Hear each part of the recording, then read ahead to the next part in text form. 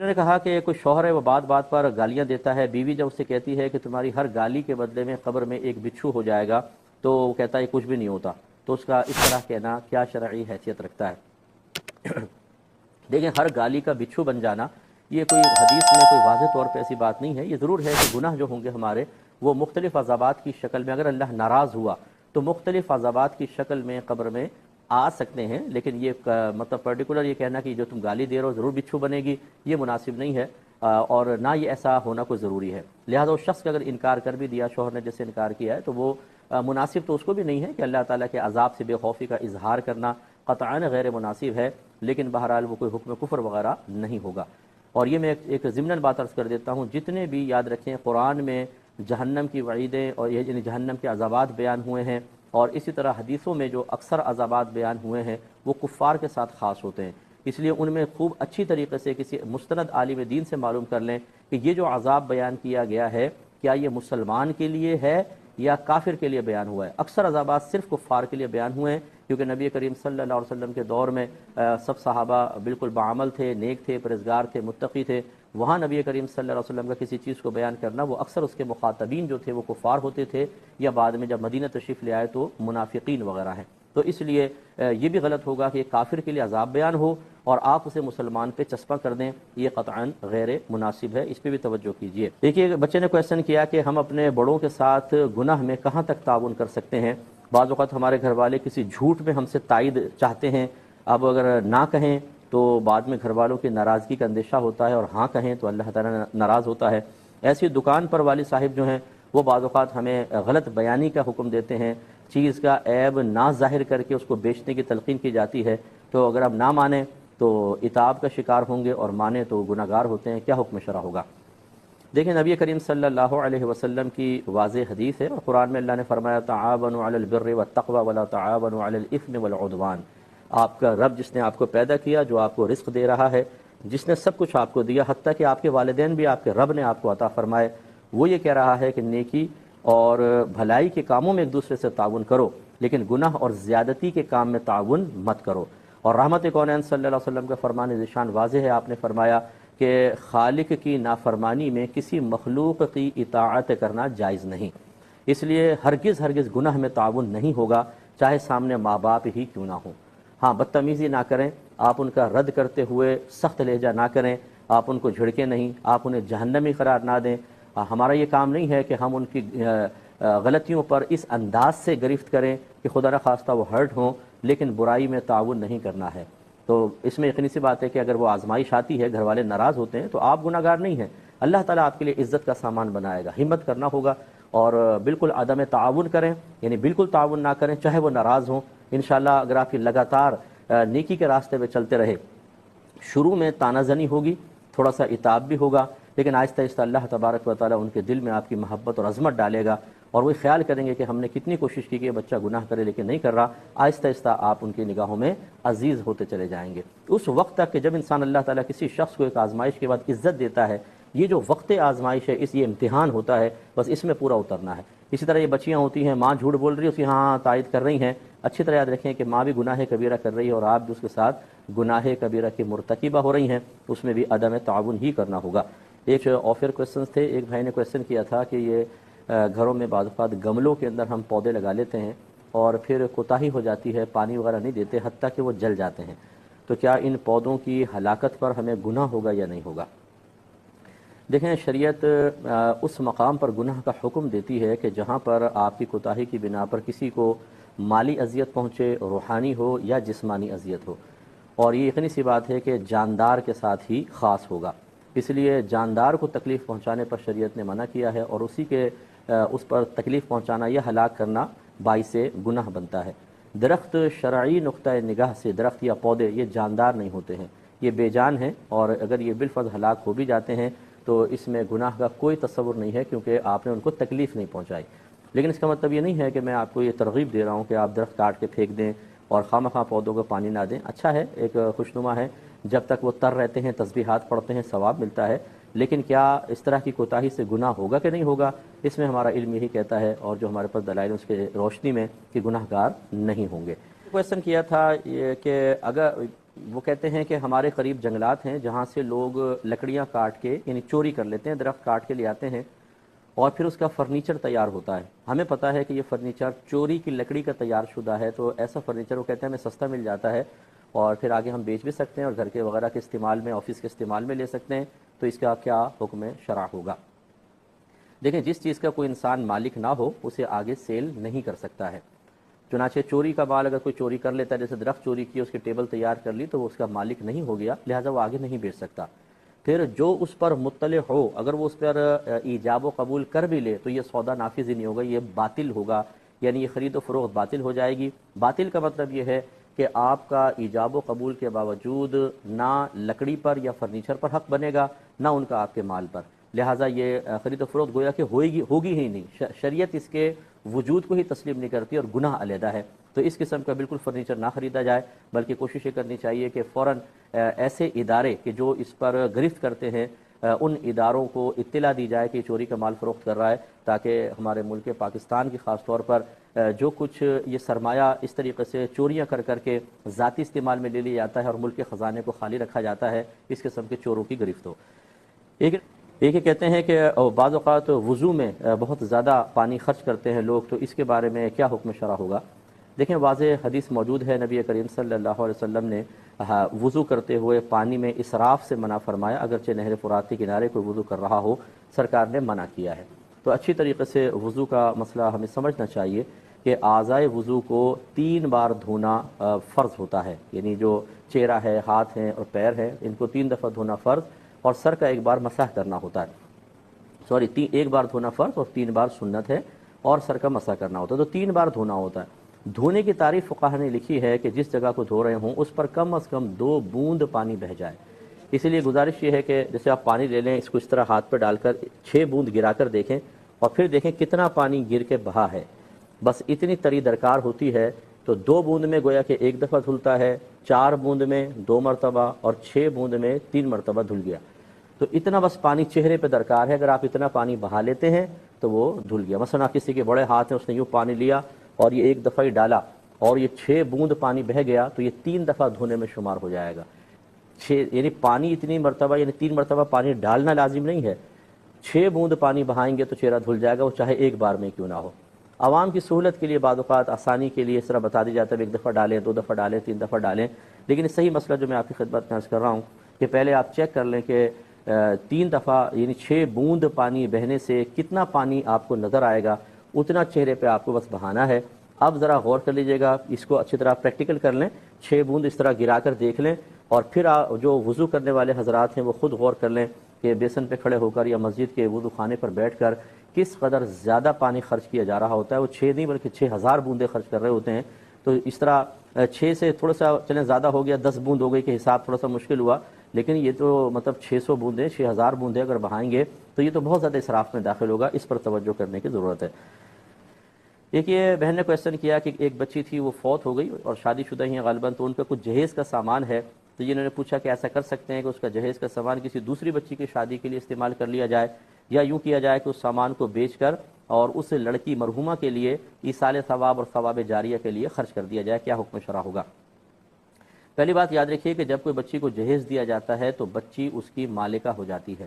بشرطے کہ اس میں صراحت یہ نہ کر دی گئی ہو کہ یہ صرف استعمال کے لیے دیا جا رہا ہے، تمہیں مالک نہیں بنایا جا رہا۔ مثال کے طور پہ کسی خاندان میں رواج ہے کہ بچی کو بہت سا زیور دیتے ہیں، لیکن وہ صرف دلہن بنانے کے لیے ہوتا ہے، سجانے کے لیے ہوتا ہے، اور صراحتاً سسرالیوں کو بھی بتا دیا جاتا ہے، انہیں بھی پتہ ہے، خاندانی کمیونٹی جب ہوتی ہے کہ بھئی 5-6 جو سیٹ ہیں سونے کے وہ تو واپس ہی لے جائیں گے، یہ صرف دکھانے کے لیے ہیں۔ اگر اس طرح ہے تو پھر تو بچی مالکہ نہیں ہوئی، کیونکہ صراحتاً وہ کہہ دیا، ورنہ عرف یہی ہے ہمارے یہاں کہ بچی کو جو کچھ دیا جاتا ہے، جو جہیز کہلاتا ہے، وہ بچی کی ملکیت ہوتا ہے۔ ہاں کچھ لڑکے کو دیا جاتا ہے، دولہا کو، تو وہ لڑکے کا ہو جاتا ہے، جہیز میں لڑکی لاتی ہے لیکن دولہا کے لیے جو بچی کے لیے وہ بچی اس کی مالکہ ہے، اور جب بچی مالکہ اس کا انتقال ہوگا تو یہ مال اس کا مال وراثت بنے گا، اور مال وراثت میں اس کے شوہر کا حق ہوگا۔ اگر فرض کر لیں کوئی اس کی اولاد ہو گئی تھی تو اس کا ہوگا، اور اولاد نہیں تھی تو شوہر کا، اس کے بعد پھر اس کے ماں باپ بھی ہیں، اگر بھائی بہن ہیں تو ان کا وراثت میں حصہ بنتا ہے۔ اس لیے اس طرح نہیں کر سکتے کہ آپ اس کے مال کو کوئی ایک شخص تصرف کرتے ہوئے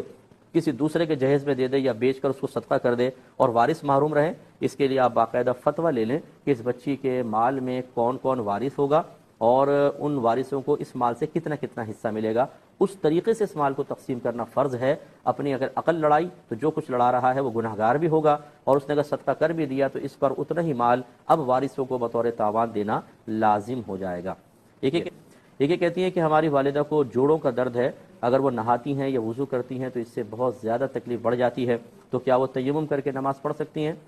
دیکھیں، اس میں سب سے پہلے دیکھا جاتا ہے تیمم چونکہ وضو کا خلیفہ ہے، اور خلیفہ کے طرف اس وقت جایا جائے گا جب اصل پر انسان قادر بالکل بھی نہ رہے۔ لہٰذا اگر والدہ ٹھنڈے پانی سے جوڑوں میں درد محسوس کریں لیکن نیم گرم یا گرم پانی سے نہیں کرتی تو گرم پانی سے وضو کرنا واجب ہے، جبکہ وہ میسر بھی ہو آسانی سے تو اس پر وہ واجب ہوگا۔ اسی طریقے سے اگر ٹھنڈے پانی سے وضو کر کے فوری طور پر کوئی ایسا عمل کر لیا جائے کہ جوڑوں کا درد نہ بنے، مثال کے طور پہ وضو کیا اور کوئی آگ وغیرہ جلائی ہوئی اس سے ہاتھ تاپ لیے، یا کوئی ایسی جیسے مطلب یہ پانی کی بوتل وغیرہ آتی ہے جیسے ربڑ کی، جو اکثر جب چوٹ ووٹ لگ جاتی ہے تو اس پہ پانی گرم کر کے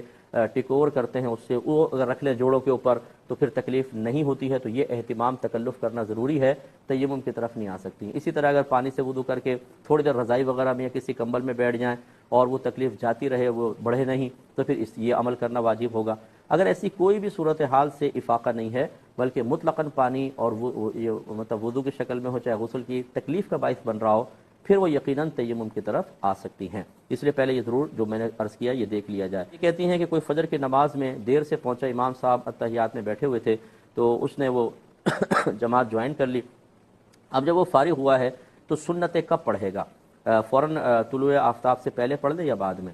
دیکھیں، پہلی بات تو یاد رکھیں کہ اس صورت میں یہ بالکل ٹھیک کیا کہ جماعت کے ساتھ مل گئے،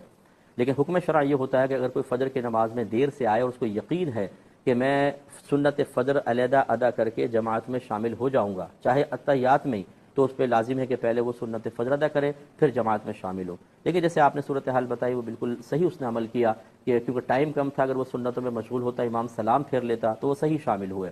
ابھی یاد رکھیں کہ سنت فجر جو ہیں وہ فرض سے پہلے ہی ہوں گی، اگر کوئی فرض ادا کر لیتا ہے اور سنت ادا نہیں کی تھی تو اب طلوع آفتاب تک کوئی نفل نماز اور اسی طرح یہ فجر کی سنت ادا نہیں ہو سکتی۔ اب یہ سنت کی قضا ہوتی نہیں ہے ویسے، لیکن امام محمد رحمۃ اللہ علیہ سنت فجر کی نبی کریم صلی اللہ علیہ وسلم سے کی جانب سے سختی سے تلقین کے باعث یہ کہتے ہیں کہ زوال آفتاب سے پہلے پہلے، یعنی زوال کے وقت سے پہلے پہلے ان سنن کی قضا ادا کر لی جائے، یہ بہتر ہے۔ تو لیکن امام اعظم ابو حنیفہ اور امام ابو یوسف تو اس کا نہیں کہتے ہیں، کہتے ہیں سنت نکل گئی تو نکل گئی، اس کی قضا نہیں ہے، تو بہرحال پڑھ لینا بہتر ہے۔ تو پڑھنا ہوگا طلوع آفتاب کے بعد، سورج کی پہلی کرن نکل کر اس کے بعد جو 20 منٹ ہیں یہ طلوع آفتاب کہلاتا ہے، گویا کہ سورج نکلنے کے 20 منٹ تک انتظار کر لیں، پھر اگر چاہیں تو سنت فجر کی قضا ادا کریں۔ یہ کہتے ہیں کہ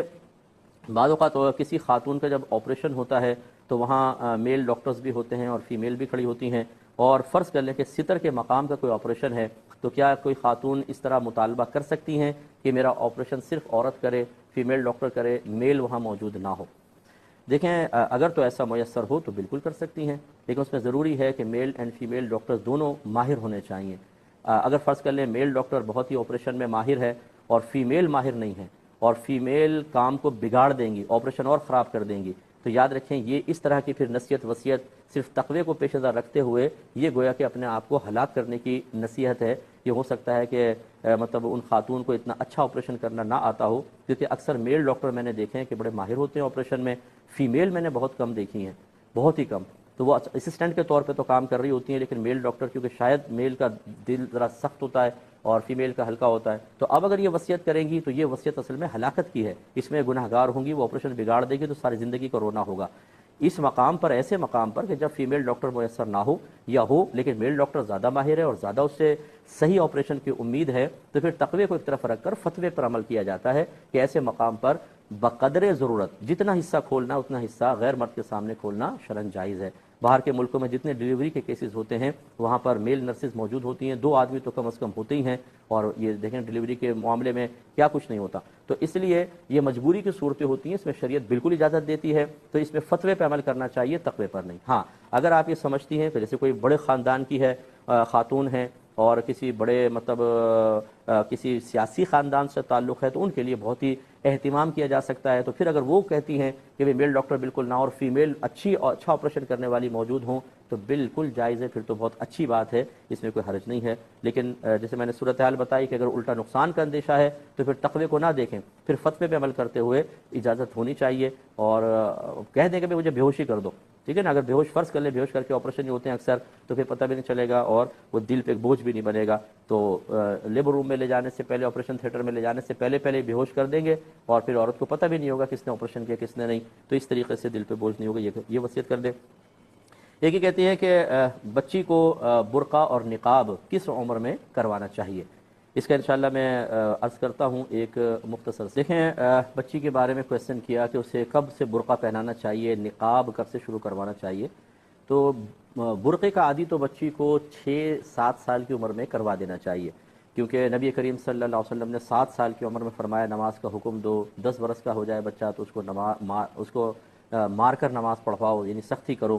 تو یہ 6-7 سال سے ہی بستر بھی علیحدہ کر دینا چاہیے حتی الامکان، ورنہ 10ویں سال میں تو لازم ہے کہ بستر علیحدہ کریں۔ اور بچی 6-7 سال کی ایسی ہو جاتی ہے کہ اب اس کو تھوڑا سا یہ شعوری بلوغت کی طرف لانا چاہیے، جب حقیقی، تاکہ اس کو عمر کے لحاظ سے بلوغت حاصل ہو تو وہ شرعی احکام کی پہلے سے ہی پابندی کرنے کی عادی ہو چکی ہو۔ ہاں نقاب کا حکم پہلے ضروری نہیں ہے، چہرہ کھلا رہنے میں کوئی مسئلہ نہیں ہے، چھوٹی بچیاں ہوتی ہیں، لیکن جب وہ 9 برس کے قریب پہنچ جائے تو پھر چہرے کا نقاب بھی کروانے کی حتی الامکان کوشش کرنی چاہیے۔ بعض بچیاں عمر کے زیادہ ہو جانے کے باوجود بہت ہی چھوٹی سی محسوس ہوتی ہیں، تو ان میں تو پھر بھی چل جاتا ہے، لیکن تھوڑا سا بھی ایسی نظر آئیں کہ وہ بڑی سی نظر آئے تو پھر ان میں نقاب کی بھی نقاب کا حکم دینا چاہیے، تاکہ بچیاں پردے کی عادی ہونا شروع ہو جائیں۔ ایک بھائی نے کہا کہ بچے گھر میں بڑا جھگڑا کرتے ہیں اور شور شرابہ ہوتا ہے گھر میں، غالباً کہنے کا مطلب یہ ہے کہ کوئی تعویذ دے دیں، کوئی ایسی دعا بتا دیں کہ جھگڑے ختم ہو جائیں۔ دیکھیے میں عاملین کو سلام عرض کرتا ہوں، اور خدا نخواستہ میری کسی کے ساتھ کوئی ایسا مسئلہ نہیں ہے، لیکن یہ ضرور ہے کہ ہمارے ہاں اب ہر چیز کے وظیفے دے کر لوگوں کو ایسا عادی بنا دیا گیا ہے کہ انسان اپنی ذمہ داریوں کو بھول چکا ہے، یا تو وہ کہتا ہے کہ جادو ٹونا ہے، اور یا وہ کہتا ہے کہ جی کوئی جادو ٹونا نہیں ہوگا، لیکن بہرحال ماحول بگڑا ہوا ہے، تعویذ دے دیں یا کوئی وظیفہ بتا دیں تاکہ میری بغیر محنت کے یہ معاملہ حل ہو جائے۔ اور اس سے بڑی خرابیاں معاشرے کے اندر پیدا ہوئی ہیں، اگرچہ جو وظیفے دے رہے ہیں یا تعویذ دے رہے ہیں ان کا یہ قصد و ارادہ نہیں ہے، وہ تو انسانیت کی خدمت کی نیت سے کر رہے ہیں، لیکن عوام کا میں نے دیکھا ہے، کیونکہ میں ایک عوامی آدمی ہوں، کہ ذہن بن گیا ہر چیز میں، مفتی صاحب سر میں درد ہے کوئی وظیفہ بتا دیں، میرے بیٹے کو چوری کی عادت پڑ گئی ہے اس کی چوری کی عادت چھٹ جائے وظیفہ بتا دیں، میں امتحان میں کامیاب ہو جاؤں، امتحان دے چکے ہیں رزلٹ آنے والا ہے کوئی وظیفہ بتا دیں میرے نمبر بڑھ جائیں، یعنی ہر چیز کے اندر وظیفہ، یہ ہمارا شرعی کوئی تصور نہیں ہے، بلکہ اب جیسے گھر کے اندر جھگڑے کا مسئلہ ہے جی وظیفہ دے دیں، ہمارا مذہب یہ کہتا ہے کہ شروع سے ہی بچے کی تربیت کی جائے۔ ابھی حدیث پڑھی بچہ 7 برس کا ہو جائے نماز کا حکم دو، 10 برس کا ہو جائے تو مار کر نماز پڑھاؤ۔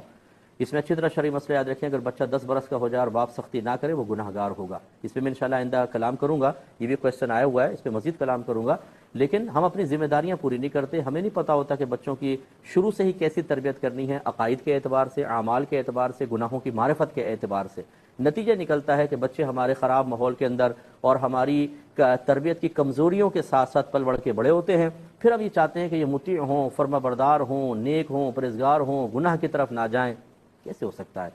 آپ بیج نہ ڈالیں، زمین کو نرم نہ کریں، اسے پہ ہل نہ چلائیں اور امید لگا کر بیٹھ جائیں کہ انشاءاللہ فصل نکلے گی اور میں اس کو بیچ کر مالدار ہو جاؤں گا، کیسے نکلے گی؟ تمہید ہو نہیں، انتہا تک کیسے پہنچ جائیں گے؟ تو برا نہ مانے، مطلب پہلے اس جھگڑے کے اسباب دیکھیے کہ آپ نے کتنی تربیت کی تھی بچوں کی، کتنا خود ماں باپ جب گھر میں جھگڑے کر رہے ہوں، ماں بہن کی گالیاں بک رہے ہوں، میاں بیوی ایک دوسرے کو ٹونٹنگ کر رہے ہوں، فائٹ چل رہی ہو، اور پھر ہم چاہیں کہ بچے جھگڑا نہ کریں، خود ہم پریکٹیکل کر کے بعض اوقات دکھاتے ہیں اور بچے ہمارے بالکل معصوم بن کے رہیں، تو یہ خود ماں باپ بعض اوقات بچوں کے لیے ایک غلط قسم کے رول ماڈل بن رہے ہوتے ہیں۔ تو یہ تمام چیزوں پہ آپ غور کریں گے تو نتیجہ نکلے گا کہ تربیت میں کمی تھی، اس کو ختم کریں۔ باقی وظیفے قرآن پڑھیں، بہترین قرآن سے بڑھ کر کوئی وظیفہ کیسے ہو سکتا ہے؟ گھر میں نماز پڑھیں، پرہیزگاری۔ اب یہ بھی ایک مسئلہ ہے، اگر میں کسی کو کہتا ہوں نا کہ آپ ایسے کریں، نمازیں پڑھیں، قرآن پڑھیے، گناہ سے بچیے،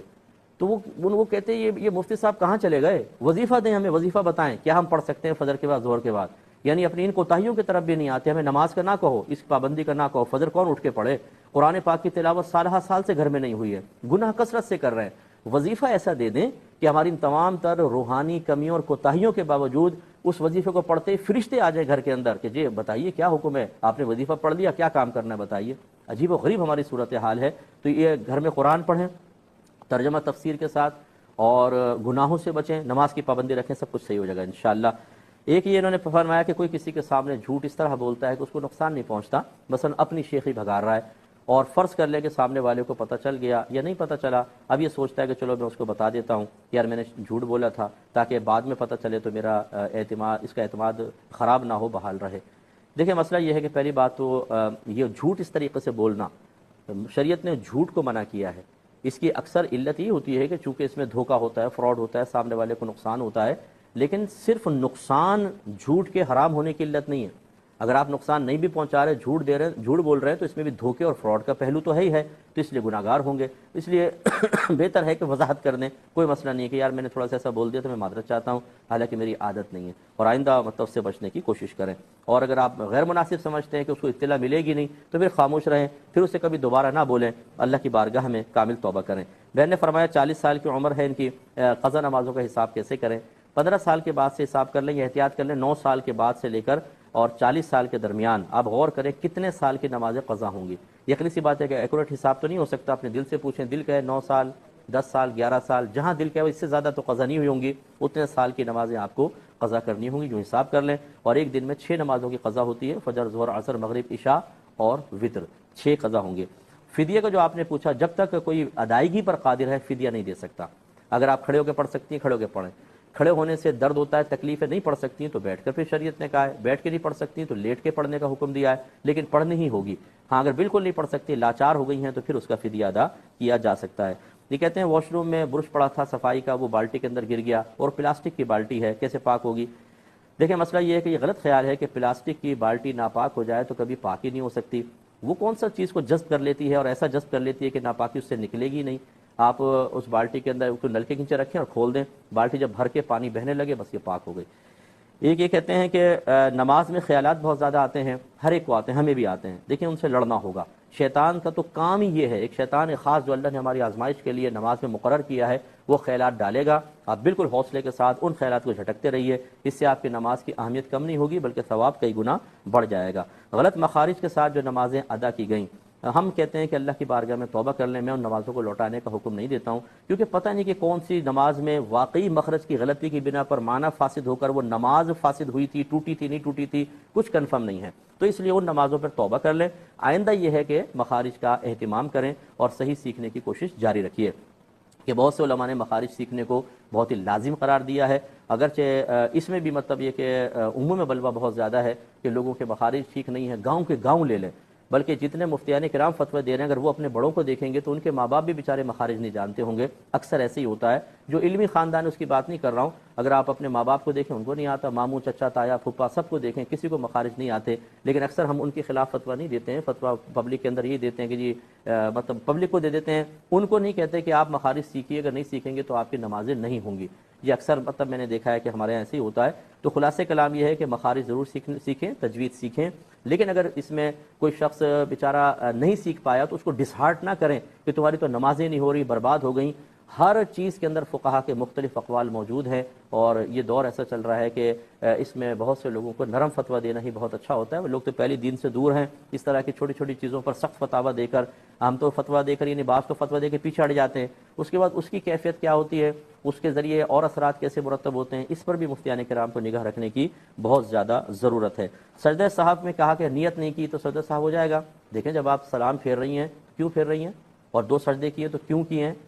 دل میں ارادہ ہے کہ سجدہ صاف کر رہے ہیں تو یہ تو گویا کہ نیت کے بعد ہی ہو سکتا ہے، تو اس میں خود بخود نیت ہوتی ہے، کوئی دل میں تکلفاً حاضر کرنے کی ضرورت نہیں ہے، تو یہ بالکل نیت کے ساتھ ہوں گے۔ ایک انہوں نے پوچھا کہ کئی واجبات ترک ہو جائیں تو کیا ایک ہی سجدہ صاحب کافی ہے؟ تو بالکل مطلب آپ کو ان واجبات کو یاد کرنا بھی کوئی ضروری نہیں ہے، بس جتنے واجب ترک ہوئے ایک سجدہ صاحب کریں گے سب کے لیے تدارک ہو جائے گا۔ ایک انہوں نے کہا کہ کوئی حالت روزہ میں تھا اور اچانک وہ ہچکی سی آئی تو حلق تک کچھ تری محسوس ہوئی لیکن باہر نہیں آئی، پھر اندر چلی گئی، تو اس سے روزے میں فرق پڑے گا؟ تو اس سے کوئی فرق نہیں پڑے گا، چاہے حلق میں آپ کو تھوڑا بہت ذائقہ بھی محسوس ہو، اس سے کوئی فرق نہیں پڑتا ہے۔ ایک وہ کویشچن لے لیتا ہوں تھوڑا سے قلیل وقت کے لیے کہ اگر بچہ 10 برس کا ہو جائے تو اگر اس کو نماز یا روزے کی تلقین کرنے میں سختی نہ کی جائے تو کیا باپ یا ماں گناہ گار ہوں گے کہ نہیں ہوں گے؟ یہ کویشچن تھا، تو بالکل ہوں گے۔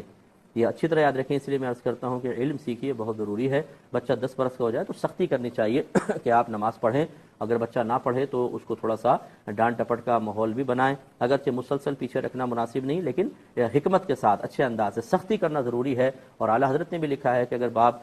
مطلب بچہ 10 برس کا ہو جائے اور اس کو نماز میں سختی نہ کرے بلکہ روزے کو بھی شامل کیا ہے تو وہ گناہ گار ہوگا۔ تو کتنے لوگ ایسے ہیں کہ جو اب 10 برس کا بچہ ہوتا ہے، کہتے ہیں ابھی تو بہت چھوٹا سا ہے، ابھی تو بالغ بھی نہیں ہوا، پھر بعد میں دیکھیں گے، تو پھر وہ 12ویں سال میں، 13ویں، 14ویں، 15ویں سال میں جا کے نمازیں سٹارٹ کر رہا ہے، مسلسل گناہ ہوگا۔ اس پر اچھی طریقے سے ہمیں توجہ کرنی چاہیے۔ ایک یہ بھائی نے کویسچن کیا تھا کہ پان سگریٹ وغیرہ جو ہے اس کا کاروبار کرنے کی کیا شرعی حیثیت ہے؟ دیکھیں، جو چیز مطلقاً نقصان کا باعث ہے، اس میں فائدے کا کوئی بھی پہلو نہ ہو، تو ایسی چیز کا تو خریدنا، بیچنا، اس کا استعمال کرنا ناجائز ہوتا ہے۔ اور جس میں کچھ پازیٹیو پہلو بھی ہو سکتے ہیں، نیگیٹو پہلو بھی ہو سکتے ہیں، تو اس کی سیل جائز ہوتی ہے۔ اب یہ استعمال کرنے والے پر ہوتا ہے، اگر اس کو نیگیٹو یوز کرے گا تو وہ قابل گرفت ہے، بیچنے والا بری ذمہ ہوتا ہے۔ چنانچہ سگریٹ کا مسئلہ بھی یہ ہے، پہلے سگریٹ کا مسئلہ لے لیتے ہیں، اکثر اس کا یوز نیگیٹو ہی ہوتا ہے، نقصان ہوتا ہے، عادت پڑ جاتی ہے، دھواں اندر جاتا ہے، سب تباہ کرتا ہے اور کینسر وغیرہ کا باعث بنتا ہے، اس لیے اس سے اجتناب کریں، بہت بہتر ہے۔ اگرچہ کئی ڈاکٹرز جو ہیں، جو ماہر نفسیات ہوتے ہیں، وہ ٹینشن کو، اسٹریس کو دور کرنے کے لیے بعض اوقات خود اسموکنگ کی اجازت دیتے ہیں۔ ایک آدھ سگریٹ پی لیں تو اس سے ذرا، جب آدمی یوں پیتا ہے اور دھواں نکال رہا ہوتا ہے تو اصل میں ذہن کو مشغول کرنا ہے۔ جب ایک ہی چیز مصیبت کے معاملے پر ذہن ٹک جاتا ہے تو مسلسل پھر دباؤ پڑتا ہے اور وہ نقصان کا باعث ہوتا ہے۔ توجہ ہٹانی ہوتی ہے وہ اس طرح۔ ہم اس میں یہ کہتے ہیں آپ قرآن کی تلاوت کریں، آپ نماز پڑھیں، اچھے لوگوں کی صحبت میں اچھی اسپیچز سنیں اصلاحی، تو آپ کا ذہن ہٹ جائے گا، نورانیت حاصل ہوگی۔ لیکن بہرحال جو ماہر نفسیات ہوتے ہیں، جو دین کے اتنے قریب نہیں ہوتے، پھر وہ اسی قسم کی چیزوں کا مشورہ دیتے ہیں۔ تو خلاصہ کلام یہ ہے کہ سگریٹ کا استعمال، اور بعض اوقات ڈاکٹر گیسز کے لیے بھی دیتے ہیں کہ گیس کسی کی پرابلم ہوتی ہے تو کہتے ہیں سگریٹ پی لیں، تو بقدر ضرورت ڈاکٹر کے مشورے سے اگر کوئی استعمال کر رہا ہے اس کی اجازت ہوگی، ورنہ اس کا اکثر استعمال چونکہ نیگیٹو بھی ہوتا ہے، بیکار فضول ہے، تو اجتناب کا حکم ہوگا۔ پان کا مسئلہ یہ ہوتا ہے کہ پان میں اگر اس کو چھالیا گندی قسم کی کھائی، کثرت سے کھائی، تمباکو والا استعمال کیا اور اس کے مضر اثرات ہیں، تو پھر اس طرح کا استعمال منع ہوگا۔ ورنہ پان اکابرین سے بھی ہمارے ثابت ہے کہ انہوں نے کھایا ہے خوشبو والا پان، ہلکا سا تمباکو جو خوشبو والا ہے، جو نشہ بھی نہ لائے، یعنی ذہن بوجھل نہ ہو، خرابی اس کے کوئی برا اثر بھی نہ ہو، یہ اکابرین سے ثابت ہے۔ تو اس لیے پان کو مطلقاً منع نہیں کیا جا سکتا، پان بیچنا خریدنا صحیح ہے، اس کا استعمال کرنا جو ہے وہ اگر آپ زیادہ غلط طریقے سے کریں گے، یعنی کثرت سے کھایا وغیرہ، تو یہ پھر ممنوع ہو سکتا ہے، ورنہ جائز ہے۔ باقی یہ کہ اور یہ جیسے مطلب اب نام لے لیتا ہوں کمپنیوں کے، وہ مختلف قسم کے گٹکے پٹکے چلتے ہیں، یہ تو انتہائی مضر صحت ہیں، ان سے بچنا چاہیے، ان کی خرید و فروخت بالکل ناجائز ہے۔ اب چونکہ پروگرام کے وقت تقریباً ختم ہو چکا ہے تو اپنے میزبان کو اجازت مرحمت فرمائیں اور